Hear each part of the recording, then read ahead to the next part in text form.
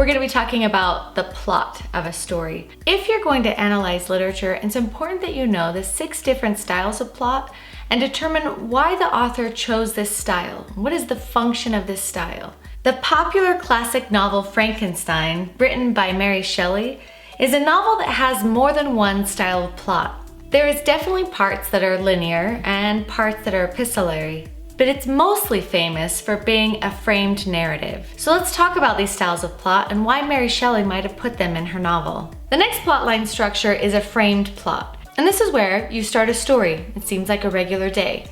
But then in that story, someone begins to tell a story and you realize that the story they're telling is actually the more important story. One of my favorite examples of a framed narrative is The Princess Bride, which is an epic tale of a princess and a knight and fighting and a giant and all of the things, right?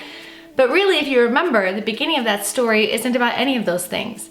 It's a grandfather with his grandson telling a story. It's important to think about, why would an author or director use framed narrative? Why not just jump into the story?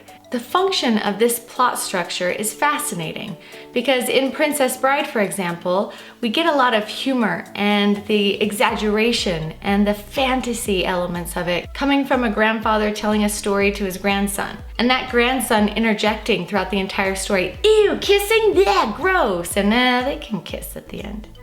It's adorable and it's perfect for a fantastical story like this. The last plot structure I want to show you is the epistolary structure. And this is where you have a character who's telling their own story through letters or through journal entries. Bridget Jones' diary, where the entire story is her keeping a journal and you get to read her journal. In The Color Purple, the story is told from 2 sisters who are writing letters back and forth, and that's how you follow their story.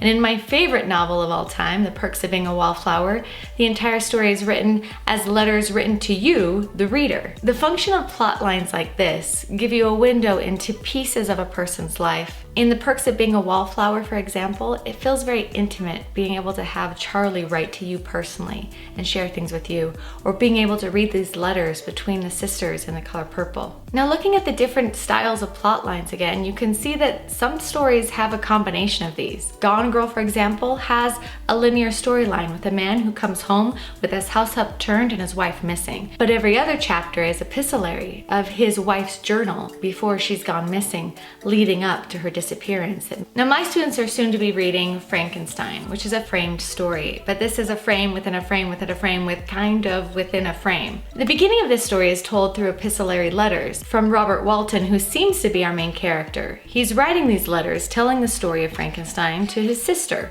So the frame is him telling his sister about the story. Funny, her name is Margaret Walton Saville, which happen to be the same initials as the author, Mary Wollstonecraft Shelley. Coincidence? Probably not.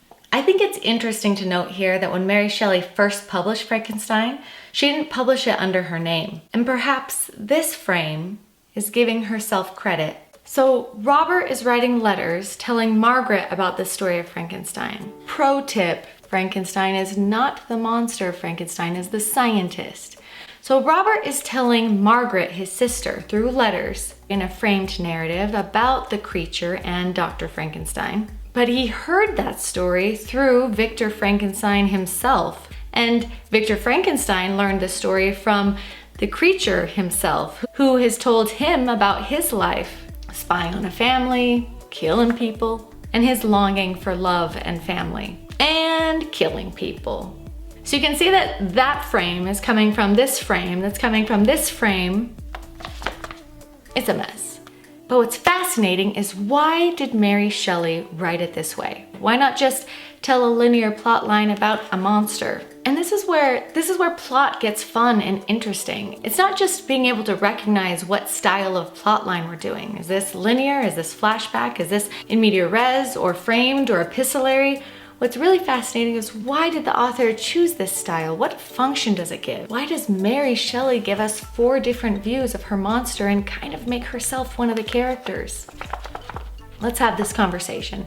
So these are the kind of essays we want to read. If you're going to write an essay about plot, don't just identify what kind of plot, but try to figure out, why did these authors make these decisions? It's kind of fun.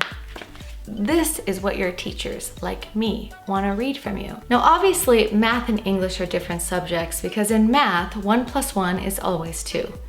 But in English, it's not about determining this is the climax and this is what it must be, but instead making a decision about where a climax might be, or who a character really is, or why we're using a framed narrative. And then not just being able to define it and summarize it, but to analyze it. There's no such thing as being right necessarily in English, it's can you defend your stance? Plot is obviously so important, so analyze it, figure it out. Okay, until next time.